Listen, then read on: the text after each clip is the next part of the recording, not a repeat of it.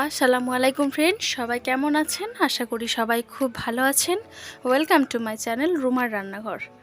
আজকে আমার আয়োজন বোরহানি রেসিপি। বাড়িতেই বানাবো, তবে একদম স্বাদ হবে বিয়েবাড়ির বাবুর্চির হাতের বোরহানির যেরকম স্বাদ হয় ঠিক সেরকম স্বাদ। তো বোরহানির মশলাও আজকে আপনাদের বানিয়ে দেখাবো। 1 কেজি পরিমাণ দইয়ের জন্য কতটা মশলা লাগবে সেটাও আপনাদের বানিয়ে দেখাবো। তো চলুন ভিডিওটা শুরু করা যাক। প্রথম থেকে শেষ অবধি দেখতে থাকুন, আপনাদের ভালো লাগবে।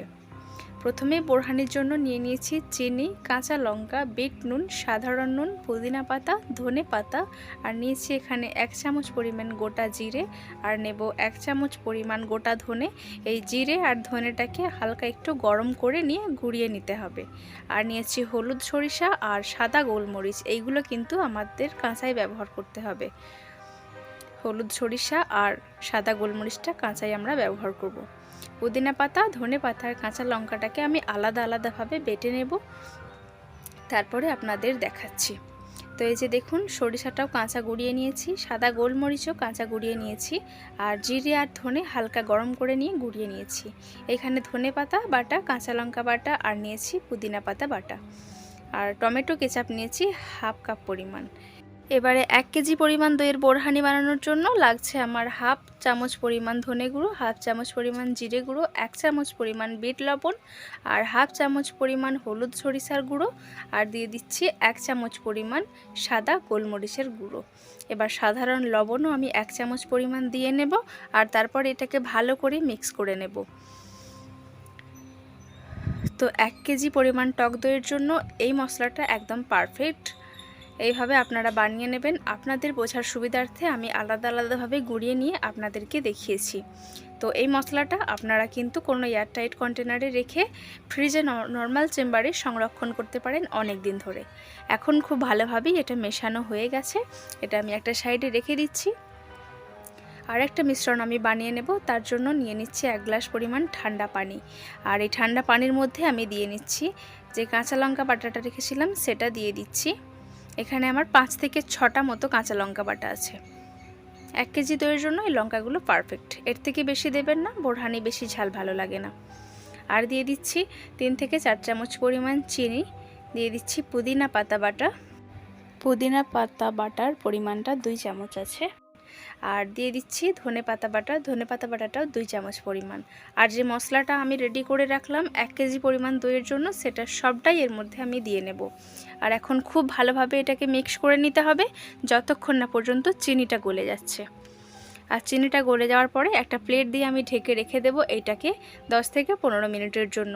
যদি 10 থেকে 15 মিনিট রেখে দেন তাহলে ওই যে সব কিছু উপকরণগুলোর সুগন্ধগুলো পানির মধ্যে খুব ভালোভাবে মিশে যাবে। আর এখানে 1 কেজি পরিমাণ টক দইয়ের আমি পানি ঝরিয়ে নিয়েছি। পানিটা একটা ভালো পাত্রে ঝরিয়ে নিয়েছি যাতে পানিটা পরে ব্যবহার করা যায়। আপনারা চাইলে কিন্তু পানিটা না ঝরিয়েও টক দইটা ফেটিয়ে নিতে পারেন, তবে পানিটা ঝরে গেলে কিন্তু টক দইটা ভালোভাবে ফেটানো যায়। টক দইটা এত ভালোভাবে ফেটিয়ে নিতে হবে যাতে করে এর মধ্যে এক বিন্দুও দলা না পেকে থাকে, একদম ক্রিমি একটা টেক্সচার চলে আসে। তবে এটা হাতে করে হুইস্কের মাধ্যমে কিন্তু ফেটিয়ে নিতে হবে, একদমই কিন্তু ব্লেন্ডারে ব্লেন্ড করা যাবে না, তাহলে কিন্তু টক দইটা একদমই পানি মতো হয়ে যাবে ব্লেন্ডারে ব্লেন্ড করতে গেলে। অবশ্যই চেষ্টা করবেন হুইস্কি দিয়ে এভাবে ব্লেন্ড করে নিতে বা ফেটিয়ে নিতে, খুব সুন্দর একটা ক্রিমি টেক্সচার চলে আসবে। আমি প্রায় 7 থেকে 8 মিনিট মতো এটাকে ফেটিয়ে নিয়েছি, তবে এরকম একটা ক্রিমি টেক্সচার এসেছে। আপনারা দেখে নিশ্চয়ই বুঝতে পারবেন যে কতটা ক্রিমি হয়েছে এই টক দইটা। তবে খুব ভালো হয় যদি একটা সুতির কাপড় দিয়ে আপনারা এই দইটাকে ছেঁকে নেন, তাহলে কিন্তু এতক্ষণ ধরে আপনাদের ফেটিয়ে নিতে হবে না। তো দইটা ভালোভাবেই ফেটিয়ে নিয়েছি আমি। এখন এর মধ্যে আমি বোরহানির উপকরণগুলো মিশিয়ে নেব। প্রথমেই আমি দিয়ে নিচ্ছি এখানে 1/2 কাপ পরিমাণ টমেটো কেচাপ। অবশ্যই চেষ্টা করবেন এই টমেটো কেচাপটা দিয়ে নেওয়ার, বোরহানির মধ্যে কিন্তু একটা আলাদাই টেস্ট চলে আসে এই টমেটো কেচাপটা ব্যবহার করলে।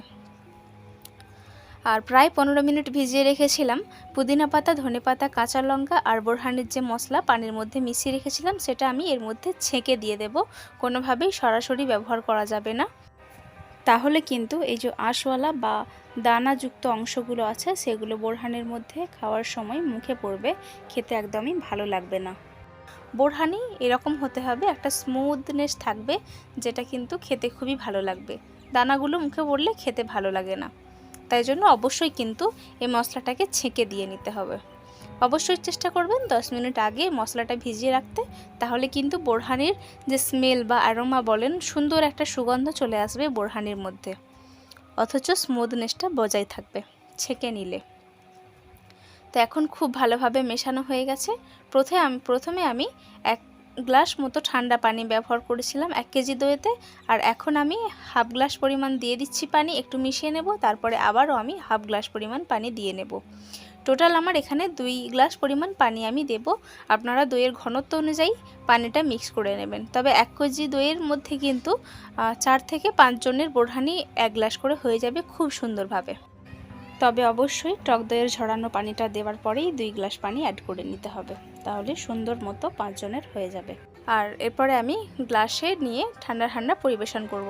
আপনারা চাইলে কিন্তু বোরহানিটা বানিয়ে নিয়েও অনেকক্ষণ বা 1 ঘন্টা মতো ফ্রিজে সংরক্ষণ করে তারপরে পরিবেশন করতে পারেন। তবে এই বোরহানি কিন্তু ঠান্ডা ঠান্ডা খেতেই ভালো লাগে।